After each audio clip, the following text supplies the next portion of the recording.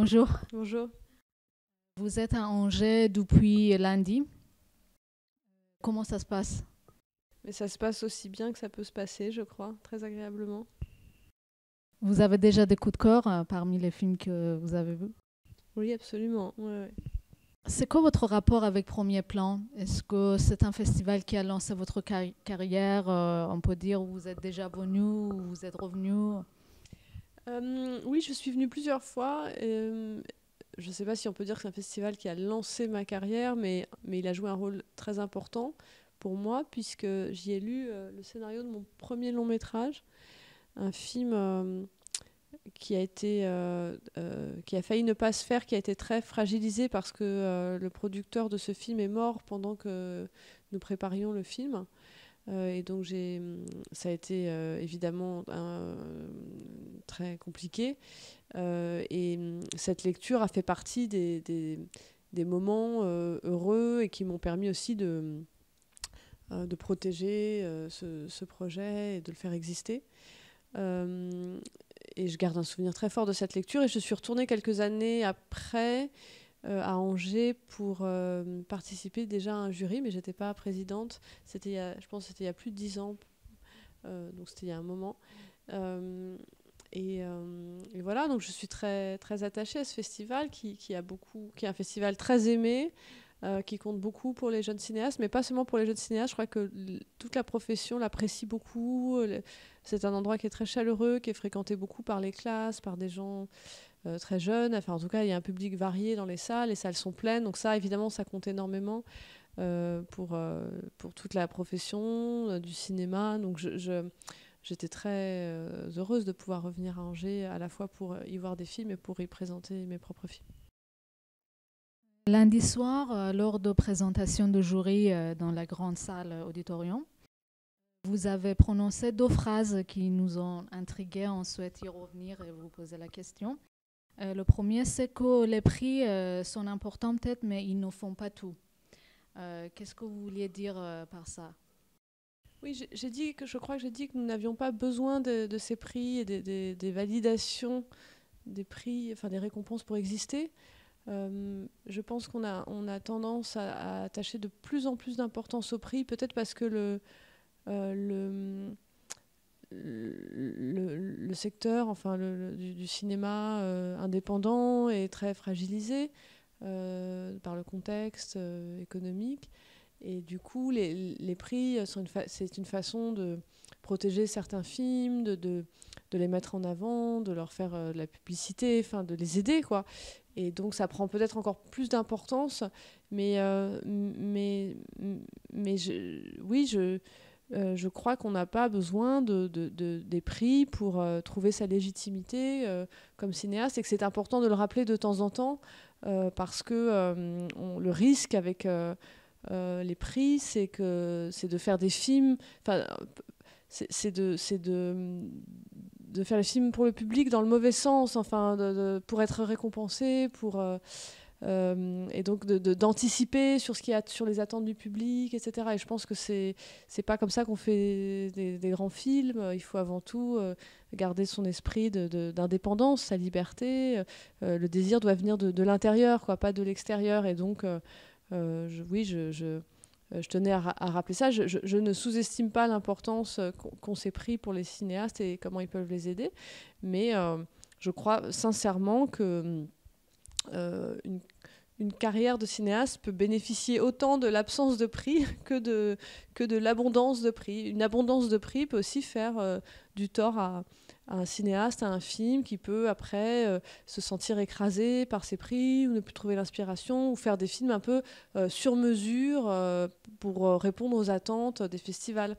Donc l'absence de prix peut aussi protéger une forme d'indépendance ou de pureté de l'inspiration. Puis vous avez dit que vous avez l'impression de ne pas avoir progressé. On n'est pas forcément d'accord quand on voit les progrès techniques, les progrès de scénario et de tout l'ensemble dans votre carrière. Est-ce que vous pouvez développer un peu ce que vous vouliez dire?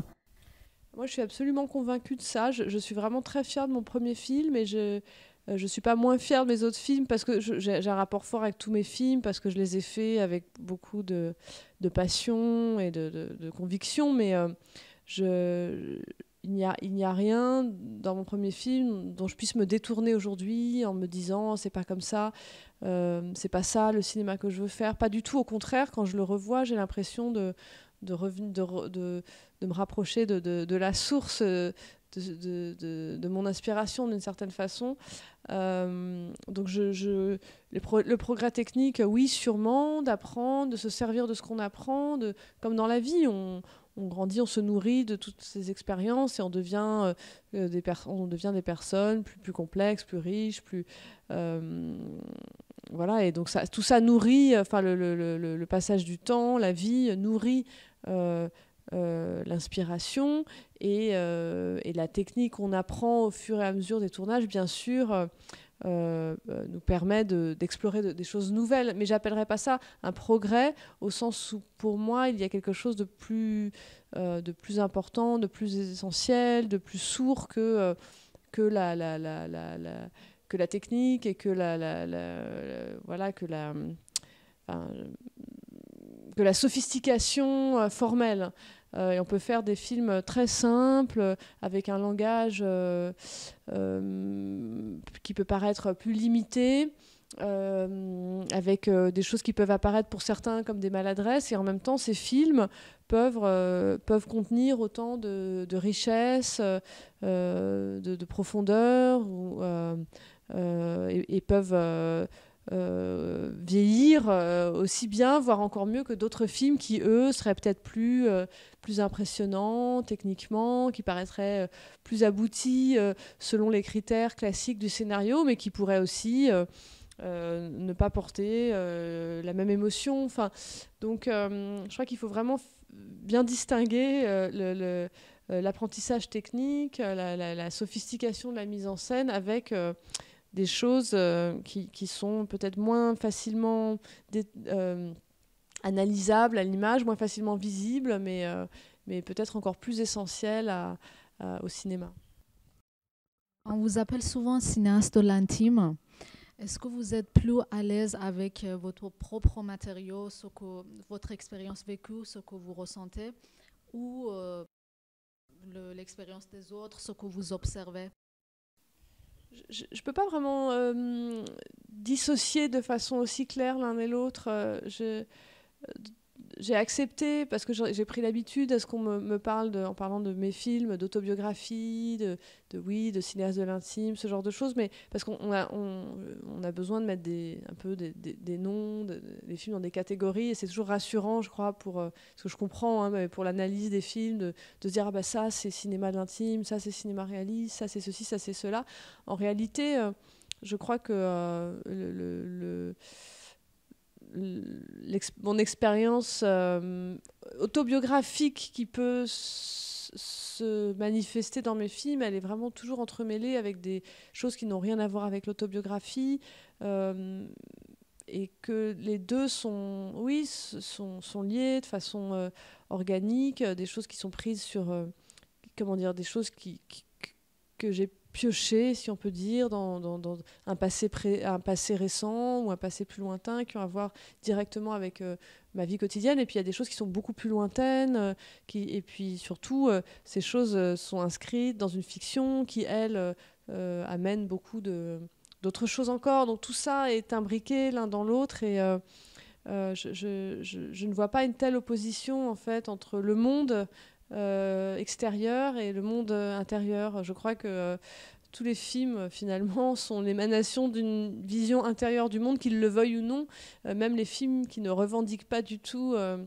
même les films qui se revendiquent comme les moins subjectifs et les plus réalistes, ou les plus sociaux, ou les plus politiques, ou ce que vous voulez, au fond, ils sont toujours quand même, d'une façon ou d'une autre, ils ont toujours l'émanation d'une vision personnelle avec laquelle on est en accord ou pas. Mais, et je pense aussi que lorsqu'on fait des films qui peuvent être dits autobiographiques, l'autobiographie, donc l'histoire de soi, la fiction sur soi, elle passe par le rapport à autrui. Enfin, on ne fait pas, Dieu merci, des films dans lesquels on serait... juste en train de se mettre en scène seul au monde.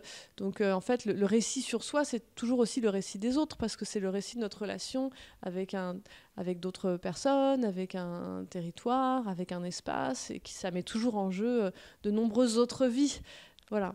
Quand vous évoquez le cinéma d'Ingmar Bergman dans Bergman Island, vous proposez toujours un cinéma personnel et surtout vous n'avez pas envie d'imiter le style de Bergman.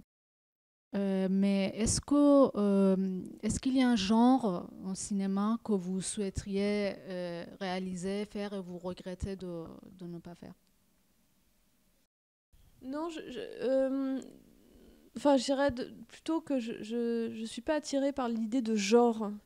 Je suis attirée par une écriture du cinéma qui tente de parler de la vie telle que j'en fais l'expérience. Et mon expérience de la vie jusqu'ici ne correspond pas au récit tel que les genres les font. Enfin, que le cinéma de genre, le fait qu'on parle de comédie ou qu'on parle de cinéma d'horreur ou de cinéma fantastique, je peux éprouver du plaisir à voir ces films. Et je dis pas que c'est un cinéma d'une catégorie inférieure, c'est pas la question. Il y a plein de films que j'adore qui appartiennent à ces genres. Mais moi, en tant que cinéaste, la nécessité intime que j'ai à faire des films, elle a à voir avec le besoin, le désir, de donner une forme au chaos de la vie. Donc de faire des films qui parlent de la vie telle que j'en fais l'expérience. Et cette expérience est très éloignée de ce que ça devient, de ce que la vie devient dans le cinéma de genre, avec certains mécanismes, certains stéréotypes, avec certaines règles en fait. Et en fait, j'essaie plutôt d'échapper à ces règles et de trouver une écriture qui n'est pas enfermée par des règles préétablies. Et c'est ce qui fait que j'ai pas d'attirance pour le cinéma de genre en général. Après, par exemple, ça m'intéresserait beaucoup de faire un film d'époque, au sens où de travailler sur le passé, de reconstituer un monde qui n'existe plus et de le refaire vivre. Je l'ai fait de façon très très modeste parce que c'était que sur 20 ans d'écart, mais ça m'intéresserait de faire un film qui plonge plus loin dans le passé, ça oui.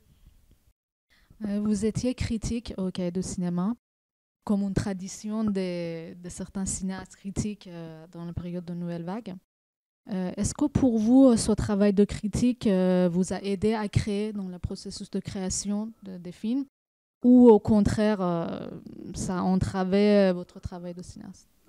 Non, entravé sûrement pas. Aidé, oui, en ce sens que ça m'a ça m'a rendue peut-être plus exigeante dans mon rapport à l'écriture. Ça m'a aidée, encouragée à apprendre à formuler mes idées comme spectatrice de cinéma. C'était une expérience pas du tout facile, très courte d'ailleurs, et je crois pas, je me suis jamais perçue, on me rappelle souvent cet épisode de mon parcours, mais je me suis jamais vraiment perçue comme critique, ou alors vraiment critique très amateur. J'ai fait ça à très peu de temps, et c'était beaucoup moins évident pour moi que d'écrire des scénarios. Mais le fait de faire l'effort, de trouver les mots, l'effort de l'écriture, l'esprit de synthèse, je dirais d'une façon presque scolaire, le travail de l'écriture, de critique de cinéma m'a appris des choses en termes d'écriture, et puis ça m'a aussi permis de découvrir plus de films peut-être que je ne l'aurais fait à cette même période si j'avais pas fait ça. Mais quand j'ai fait ça, je voulais déjà faire des films, donc j'ai pratiqué un peu la critique de cinéma déjà, guidée par un regard de cinéaste déjà. Est-ce que vous restez toujours très cinéphile? Vous regardez beaucoup de films? Oui, ça dépend des périodes. J'ai été très très occupée ces dernières années, donc j'ai vu beaucoup moins de films que je n'aurais voulu. Mais bien sûr, oui, dès que je peux, dès que j'ai le temps, je continue de voir des films, bien sûr. Comment les films viennent à vous? Est-ce que c'est une idée qui se construit peu à peu avec le temps, ou c'est une idée qui vient tout d'un coup et qui éclaircit? Ah, les films que j'écris? Oui.